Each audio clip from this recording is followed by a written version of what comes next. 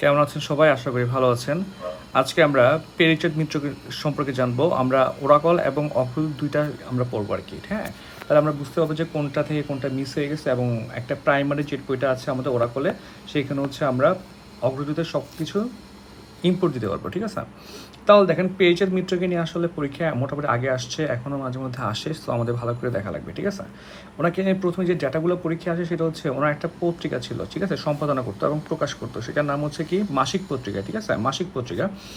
এই পত্রিকার টেকচাঁদ ঠাকুর কি টেকচাঁদ ঠাকুর ছদ্মনামে আড়ালেগড়ের দুলার উপন্যাস রচনা করেন, ঠিক আছে? আড়ালেগড়ের দুলার উপন্যাসটা হচ্ছে বাংলা সাহিত্যের প্রথম উপন্যাস 1858 সালে, এবং কোনো কোনো বই আছে 1857 সালে এটা কি হয়, প্রকাশিত হয়, ঠিক আছে? অপশনে একটাই থাকবে, পরীক্ষায় যেটা আসবে সেটা অ্যান্সার, ঠিক আছে? এই বইটা পরবর্তীতে স্পয়েল চাইল্ড নামে হচ্ছে অনুদিত হয়। এখানে হচ্ছে যে চরিত্রগুলো আছে সেটা হচ্ছে ঠক চাচা, ঠক চাচি, মতিলাল, ঠিক আছে? এই 3 চরিত্র অবশ্যই মুখস্থ রাখা লাগবে আমার, ঠিক আছে? এরপরে দেখি ওনার যে গ্রন্থগুলো আছে আড়ালেগড়ের দুলাল, গীতাঙ্কুর, আধ্যাত্মিকা, মদ খাওয়া বড় দায়, জাত থাকার কী উপায়, এই 4টা আমাকে খুব ভালো করে পড়া লাগবে, ঠিক আছে? খুবই ভালো করে পড়া লাগবে।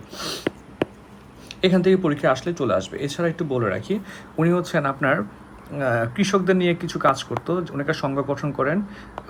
তারা হচ্ছে ইন্টারন্যাশনাল জার্নালে যে পাবলিকেশনগুলো বের হইতো কৃষক রিলেটেড, উনি সেগুলো বাংলায় ট্রান্সলেট করে বাংলাদেশের কৃষকদের বা উপমহাদেশের কৃষকদের জন্য উনি প্রকাশ করতেন, ঠিক আছে? যাতে করে ওরা এই নলেজটা ইউজ করতে পারে, ঠিক আছে?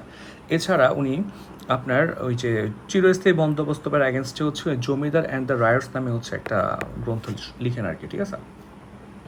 তাহলে দেখেন ওনার কে নিয়ে আসা প্রশ্নগুলো দেখি 30 বিসিএসে আসছে। আধ্যাত্মিক উপন্যাসের লেখককে পারবেন?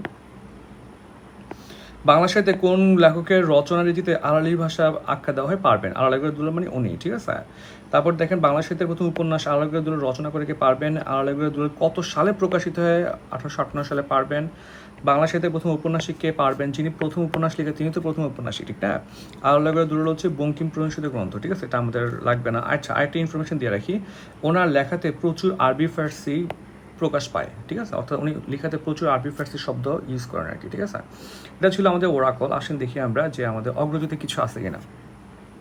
দেখেন পেরিচাঁদ মিত্র হচ্ছে অগ্রদূতে যা আছে, যে বাংলা সাহিত্যের প্রথম উপন্যাসিক হচ্ছে পেরিচাঁদ মিত্র, এটা আমরা পড়ে ফেলছি।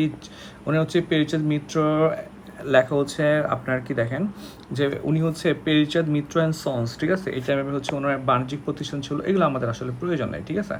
আমাদের প্রয়োজন হচ্ছে ওনার যেমন কবি সাহিত্যিক পাবেন লেখার স্টাইল কি, যেমন 46 পিসিএস আপনারা দেখছেন। এখন শুধু লেখার স্টাইল আসতেছে না, এখন আসতেছে হচ্ছে আপনার যে লেখার ফিলোসফিটাও কমন চলে আসতেছে, যে মানে আসছে অনেক কোন ধরনের লেখা ছিল, বা অনেক এটা কি মনস্তাত্ত্বিক লিখতেন কিনা বা সমীক্ষামূলক লেখা লিখতেন কিনা আর কি, ঠিক আছে? তাহলে দেখি যে মাসিক পত্রিকা আমরা পড়ে ফেলছি, উনি মাসিক পত্রিকা সম্পাদনা করেন।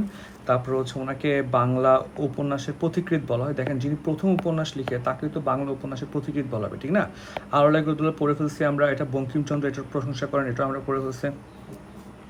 তারপর হচ্ছে আপনার ওনার ভাষাকে আড়ালি ভাষা বলা হয়, এটা আমাদের প্রয়োজন নাই, পড়ে ফেলছি। দেখেন ওনার গ্রন্থগুলো হচ্ছে মদ খাওয়া বড় দায়, কি জাত থাকার কী উপায়, পড়ে ফেলছি। তারপর আধ্যাত্মিক পরীক্ষা আসে। আর চিরস্থায়ী বন্দোবস্ত সমালোচনা উনি লিখেন হচ্ছে কি জমিদার অ্যান্ড দ্য রায়টস, ঠিক আছে? দেখেন পরীক্ষা আসলে এখান থেকে আসবে ইনশাআল্লাহ। তাহলে এটা পড়ে নেবেন, এটা পড়লে মানে আপনার ওরাকলে শেষ, অগ্রদূতে শেষ। সবাইকে অসংখ্য ধন্যবাদ।